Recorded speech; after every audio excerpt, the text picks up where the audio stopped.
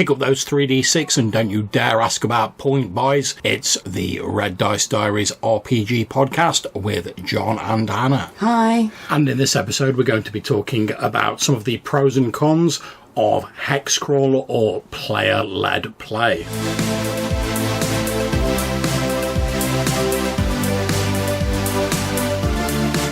Right, so to kick this episode off, I'm pretty familiar with Hex Crawls, but Hannah, what do you understand it to mean when I say Hex Crawl in terms of like role-playing? So, hex, obviously, hexagons. Yeah. Crawl implies something like a dungeon crawl. Yeah. Now, since I've seen these hex crawl maps being like quite a big map, I'm assuming that refers to crawling across the hexagons on that map. Yeah. Absolutely right. Now, essentially what a hex crawl is, as you were saying, you will have like a basic terrain map of the world, the area, whatever, and it will be covered with hexagons.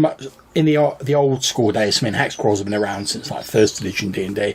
Each hex would have a number on it, so the GM could refer to that number. The idea of a hex crawl campaign is you're not sort of told, like, this is your quest, this is what you're doing. The idea is you plonk down on the map, you explore the map, you find things on the map, like dungeons, lairs, treasures, lost cities, stuff like that.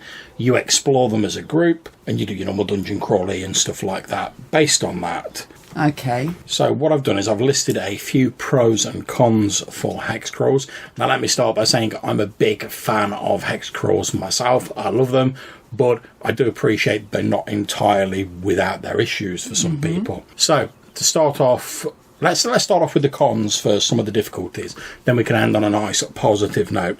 So one of the cons of a hex crawl is there's no clearly defined goal beyond exploration. So if you start off an adventure and you're given the mission to go and kill the evil necromancer, you have a goal, you point yourself in that direction, and everything you do normally is sort of moving you towards that goal. Whereas in a hex crawl, beyond explore the map, find cool new stuff, there isn't any sort of clearly defined goal. And this leads me into my second con, which is the players really have to motivate themselves. So if you're in a dungeon, you don't really have to come up with motivations and reasons to do things, because you're like, we're in a dungeon, the aim is to get through to it, kill the bad guy, get the treasure, get the XP, whatever, and get out alive. Whereas in a hex crawl, you have to find reasons for your character to want to explore, to want to reveal this map. Because later on you might develop plots, so you might have like a bandit who steals something off you and gets away, and you're like, yeah, we're going to get revenge on him. But at the start, your motivation is literally, I'm going to go and see what's out there. But you have to have like an in-character rationale and want to get out there and explore, otherwise the game doesn't give you anything. From a GM perspective, one of the other cons is that it can be difficult to map and plan as the map expands. Because at the start, normally like you start hex with like a village or a settlement or somewhere you're safe, like a home base, and you might detail out like 3 or 4 hexes around that. Now that's easy to do for the GM. You create a few random encounter tables, you maybe drop a couple of like dungeons in. However, as the map's uncovered, the number of hexes available exponentially increases, and it becomes very difficult as a GM to have stuff planned for each potential hex. Now, there'll be some hexes that don't have a great deal of interest in them, but if you want people to go there, you've got to make sure there's interesting stuff out there to like make it worth exploring. So if you've got, I don't know, let's say the next time they expand the map, you've got like an extra 30 hexes, and you have no idea of knowing which way they're going to go, it's very difficult to come up with an adventure to like fill each of those 30 hexes. Now, there are ways you can do it. I mean, obviously you can have random tables, you can have random dungeon generators, you can have stuff like that. Or if you're more comfortable with like doing stuff on the fly, you can just sort of roll with it and make notes so that you can keep it consistent afterwards. And as you start developing it, you will come up with like links between things. So let's say you have an area that's a swamp and you get a random encounter where there's some lizard men. Then you have another hex next to it, which is like a hilly terrain, sort of marshy terrain, and you see there's a goblin tribe there. You might go, oh, lizard folk and goblins. Maybe there's a bit of like a war going on between the lizard folk, and you can expand on it like that. But until you've sort of got the comfort level with doing that, or you're comfortable enough with being sort of ad hoc, it can be a little daunting to prepare for one of these games. Now, the last thing I've got down for cons, which I've also put as a pro as well, because it depends on your view, is that it emphasises random charts and randomness, as I've just been talking about, because there's a lot of things that can be determined randomly, like the weather. A lot of the hex crawls, they determine randomly what the terrain is when you move into a new hex, whether there's an encounter there, what the notable features are of a hex. And if you like randomisation, like I love a random chart, that's absolutely great, and you will have no problems with that. If you're a more sort of structured GM, or you prefer there to be less randomness, you've either got to plan out more stuff in the hexes, or you're going to find a hex crawl very difficult to run, because part of the reason that people tend to use these random charts is just because planning out everything like deliberately is an awful lot of work. And that's not the only reason they use random charts. I mean, a lot of people like myself like a bit of randomness. It keeps it a bit spicy for the GM. But if you're not in that way inclined, you can be setting yourself up for an awful lot of work if you're running a hex crawl, because you'll have to populate the map and everything in advance. So you've mentioned the map expanding a couple of times. Yeah. What circumstances lead to that happening? Okay. I mean, say my players, day one, hex number 1 is the tavern, and they just stay there. Yeah. Now, your hex wouldn't tend to be I see what you're saying, but the hex wouldn't tend to be a tavern, it tends to be a town, because it's normally like a sort of world scale map.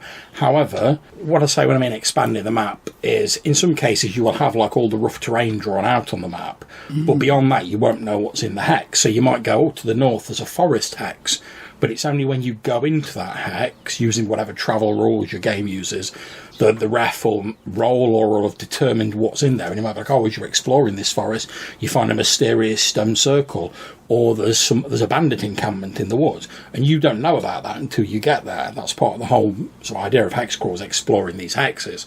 Now, some games take that to a bit of an extreme, where you won't see all the surrounding terrain. You'll literally just see the hex you're in. And the GM might say, there's some mountains off to the north, and there's this, that, the other. And you literally only find out the terrain and stuff when you move to it. Now, if you move to a hex, because obviously normally you can see, one of the sort of standard measures for hexes, it tends to be like sort of 6 miles-ish per hex that you travel. Now, obviously, I think that's because you can see about 3 miles of the terrain's flat, if I remember correctly. Now, what most refs will tend to do is, if you move into a hex, they'll tell you like everything what's in that hex, or you can explore it, but then it will reveal the hexes around it. Because if you're sort of, especially if you're on like raised like mountains or hills, you'd be able to look over and go, there's a forest there to the east. So the ref might go, there's these hexes, and they roll for them, but they won't tell you what's in them until you go and explore them. So that's what I mean when I say the map's being revealed. The players are exploring it, and they're finding out more what's on it, and either they or the GM may like put some notes on the maps, like stone circle here, goblin lair here, that sort of thing. So that's what I mean by that. Okay. Right, so I'm going to move on to some of the pros or positive points for hex crawls, as far as I'm concerned. The first is that it's exploration heavy. Now, that may not be to everyone's taste, but we often hear sort of like old school D&D games being criticised because they're just about monster killing and grabbing treasure and stuff like that. Whereas the default assumption of the hex crawl is, of course you still kill monsters, you still get treasure and XP and whatever, it's D&D, of course you do. Yeah. But the default sort of reward is for exploring the map, and some games will sort of grant XP when you discover new areas and strange things. So it's an extra sort of facet of the game as far as I'm concerned, and it also leads into one of the things I love, which we talked about when we did our hex flower for the Barroom Brothers. I like these little mini games that you sort of have, certainly within older D&D. Yeah, and travel is a little mini game in the hex crawl, because you'll have like your rations or whatever, your food supplies, and as you're moving around the hexes, they will be ticking down. So you'll have like a little mini game where it might be like, you get, if you want to hunt to try and like get enough food for you to live on, you have to roll a d6. If you get a 1, you've succeeded. But it might be like if you're a ranger or you're a druid, you get a slightly increased chance.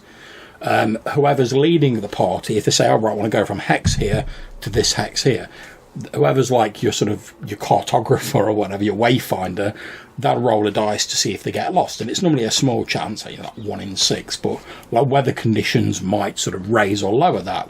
So if you get lost, you might find yourself moving in a random direction into a different hex and find something you weren't expecting. And obviously you've got to like keep your hirelings under control. If you've got loads of stuff, you've got to have carts to transport it. And it brings in a lot more sort of like logistical thinking, but not, because, you know, I'm not a big fan of the whole sort of like scanning through like reams of equipment and stuff like that. But I quite like the way it's handled in terms of a little mini game, because it basically comes down to rolling a few D6s just to give you a bit of a flavour of it. So you don't normally get into like vast amounts of detail, but it encourages like just the sort of right amount of bookkeeping I'm comfortable with. Yeah. So you know, for instance, like every time you move a hex, every time you travel 6 miles or whatever, let's say, and I know some of you out there are going to shout, oh no, you can travel 24 miles in a day in like D&D or whatever.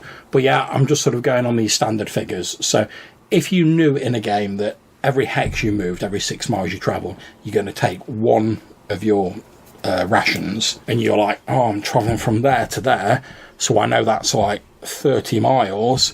You go, all right, well, we're going to need 30 rations. That's just for one person. All right, we're going to need 30 rations for everybody. All right, well, that's quite a lot to carry. So, all right, we're going to need some hirelings. But if we hire some hirelings, they'll need rations. Or we need a cart. But if we hire a cart and we have horses, they need rations. And so on and so forth. So it gives you like an extra bit of thing to think about. But it's not stuff that's going to like slow you down for hours and hours. So this isn't for any specific system. This is something you could put over any system. I mean, most systems you could do a hex crawl with. I mean, they tend to be associated with older D&D and stuff like that, because hex crawls were like quite big when D&D sort of, not when it first came out, but sort of like they were a pretty early on sort of thing. Although they fell out of fashion for a bit, you know, as more story-led sort of campaigns and stuff like that started to come in. But when the whole OSR thing sort of blew up and like people were getting interested in playing the old games again, hex crawling's made a bit of a comeback. And I think, again, to highlight another positive point, I think one of the reasons for that is that there's a minimal initial setup required for a hex crawl. Like if you're starting with just like a few hexes showing on your map, what do you need really? You need to know about the little home base and maybe 3 hexes around it. So that's max like 3 adventures, which you could easily drop pre-published adventures in. You could have a random encounter table, which will cover you for the rest of the stuff. So, and especially if you're running like D&D, which has some hard-baked setting assumptions in it, you don't really need a lot of prep. If you say, oh yeah, we're playing like a standard D&D style world, great D&D characters, right, we're playing a hex crawl, you're starting off in generic Townburg, and there's a forest there, there's some hills there and some plains there, here's a few rumours you've heard, go at it. Cool. And if you've got players who are willing to sort of grab hold of that and go, oh, I wonder what's going on with those caves we've heard about up the north, or oh yeah, we could go and explore the forest, there's rumours of like giant spiders and whatever. If you've got players who will jump on it like that, hex crawls are great, because you just have to like come up with a few things at the start, throw them in at the deep end, let the game unravel as it will.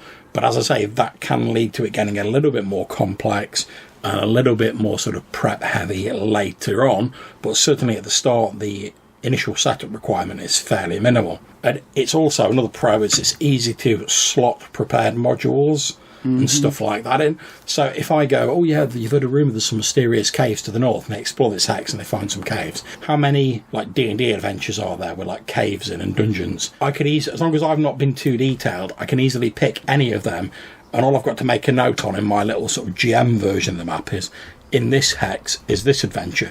They go to that hex, I pull out that adventure and its map, run it through. Now, if they've been to this hex already, which is another thing I love about hex crawls, is the fact that when you're running a slightly more linear sort of quest-based D&D, you tend to do one quest, that quest is done, on to the next. Whereas in a hex crawl, you go and like clear out a cave full of like goblins, and then like 3 months down the line, you go back to it. There might be other monsters that have moved in there. There might be other stuff going on there. Now, there's random tables you can use for this. The GM could just decide, like, oh, I'll make a wandering monster check. If I get something, something else has colonised the caves, I'll roll a dice, see what it is. Or they could plan something out, whatever they want to do.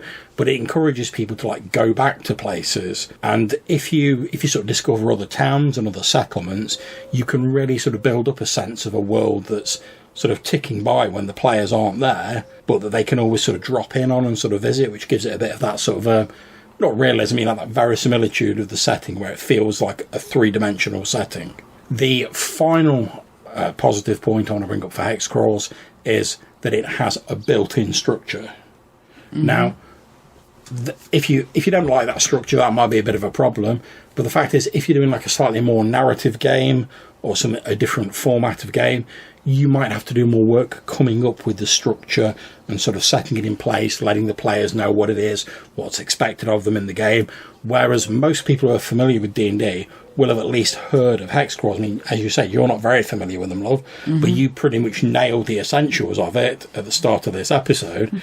And once someone goes like, yeah, you're absolutely right, and the aim of this game is explore the map, find interesting things, that structure's already in place. So you don't have to wonder what your goal is, it's to explore. Now, as we said when we were talking about cons, that can also be a bit of a problem because beyond exploration, there's often not clear goals, and you need a party of players who are capable of motivating themselves and really throwing themselves into the exploration mode. If you go, oh, there's the map, have at, and your players are like, oh, no, I'm not really sure what to do. I'll come in, like, stay in the tavern a bit and in generic Townburg and whatever, then the game is not going to go anywhere because the Hex Crawl doesn't push you to do anything like a more sort of linear, like quest-based sort of adventure might. It strikes me that if you had like friendly NPCs in many of the hexes, yeah, that would be quite a good way to motivate players. You know, we did that whole thing about bars and barmen and the tavern, yep, and ways to get an adventure into the tavern. You've got a couple of NPCs that they're friendly with that like bring them missions. Yeah, and that's strikes me absolutely as right. The sort of thing that would be really good for the like adventurers for hire sort of group setup. Absolutely, and on the blog of the Alexandrian, which I very much enjoy reading, he talks a lot about Hex Crawls on there. I'll put a link in the description. He's talking about one of his campaigns that he's running, although it's a very old post, where he's saying that the adventurers were hired and they were given sort of like bounties for like discovering new places and new resources and stuff like that. So yeah, you can easily give them a bit of a push, but at the end of the day, that's all it is, a little bit of a push. Once you give them that push, they've then got to run with it.